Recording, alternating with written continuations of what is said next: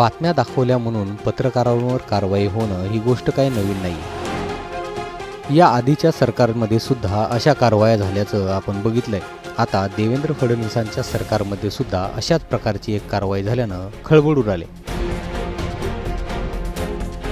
ग्रामविकास मंत्री जयकुमार गोरेंच्या विरोधात एकतर्फी बातम्या दिल्याच्या कारणावरून पत्रकार तुषार खरात यांच्या विरोधात गुन्हा दाखल करण्यात आलाय आणि त्यांना अटक सुद्धा करण्यात आली।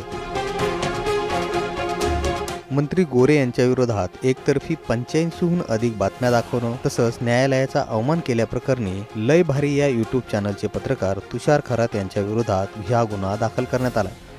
त्यांना मुंबईतून रात्री उशिरा दहिवडी पोलिसांनी अटक सुद्धा केली आहे। साताऱ्यातील वडूज, दहिवडी, म्हसवड, तळबीड यासोबतच सोलापूर जिल्ह्यातील वेगवेगळ्या तालुक्यांमध्ये खंडणी, ॲट्रॉसिटी, बदनामी करणे, विनयभंग यासारख्या गंभीर गुन्ह्यांचा ठपका खरात यांच्यावर ठेवण्यात आलाय। तुषार खरात यांनी वारंवार जयकुमार गोरे यांच्या विरोधात आवाज उठवला होता। याशिवाय त्यांनी आपल्या यूट्यूब चॅनलवर गोरे यांच्या विरोधात बरेच व्हिडिओ केल्याचं दिसत आहे। या संदर्भातली माहिती स्वतः गोरे यांनी अधिवेशनामध्ये पत्रकारांशी बोलताना सुद्धा दिली होती। यावेळी स्वतः तुषार खरात तिथं उपस्थित देखील होते। तुषार खरात यांनी त्यांना त्यावेळी प्रतिप्रश्न सुद्धा विचारले होते। यानंतर जयकुमार गोरे यांनी विधानसभेमध्ये सुद्धा या संदर्भामध्ये माहिती दिली होती। यानंतर आता खरात यांच्यावर ही कारवाई करण्यात आली। खरात यांच्यावरील कारवाईनंतर आता विरोधी पक्षातील आमदार यावर आवाज उठवताना दिसत आहे। राष्ट्रवादी काँग्रेस शरदचंद्र पवार पक्षाचे आमदार रोहित पवार यांनी या विरोधात आवाज उठवला। तसंच त्यांनी तुषार खरात यांची बाजू लावून धरली। त्यांनी पत्रकारांशी बोलताना काय म्हटलंय ते बघा। की तुषार खरात नावाचा जो पत्रकार आहे तो तुमच्यातलाच एक आहे। ठीक आहे, तुमच्यातले काही जण मोठ्या चॅनलचे असतील, त्यांचा एक छोटासा चॅनल आहे, पण पत्रकार हा पत्रकार असतो। अशा पत्रकाराने गेल्या 1 वर्षभरात, 2 वर्षात, 5 वर्षामध्ये एका नेत्याच्या विरोधात नाहीतर राजकीय व्यक्तीच्या विरोधात आवाज उठवला। त्याच्यामध्ये महिलेचा आवाज बनून तिथं त्यांनी आवाज उठवला असेल। तसंच कोरोनाच्या काळामध्ये बोगस बिले वसूल करण्याचं प्रकरण हे पुढे आणलं।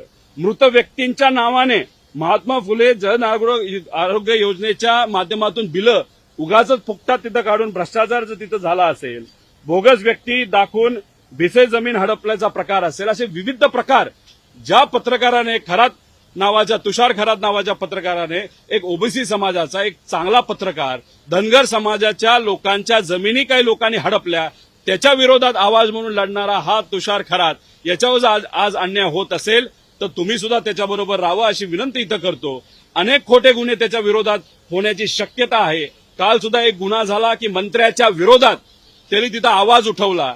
आता मंत्र्याची जर एवढी ताकद असेल, सरकारची एवढी ताकद असेल तर तिथं देशमुख परिवाराला न्याय मिळत नाही, सूर्यवंशी परिवाराला न्याय मिळत नाही। एक धनगर समाजाच्या जालन्यामध्ये साधा सामान्य कुटुंबातला मुलगा त्याच्यावर अन्याय झाला, तिथं त्याला न्याय मिळत नाही। अनेक ओबीसी समाजाच्या मुलांमुलींवर तिथं अत्याचार झाला, त्यांना न्याय मिळत नाही।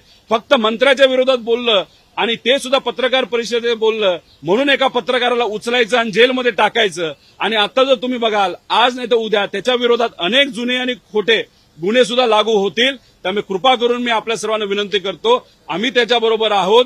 त्याच्या व्यक्तिगत जीवनामध्ये काय हा विषय दुसरा, पण महत्वाचं काय की ज्यांनी मुद्दे जे टाकलेत मांडलेत आतापर्यंत ते सामान्य लोकांच्या बाजूचे आहेत। त्यासाठी आम्ही लढणार आहोत।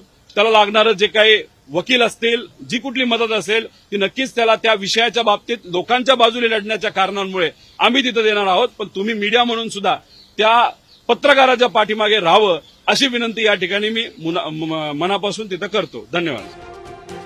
आता खरात यांच्यावरती कारवाई झाल्यानंतर जयकुमार गोरे यांची प्रतिक्रिया मात्र अद्याप समोर आलेली नाही। दरम्यान या प्रकरणात आता काय होतंय याकडे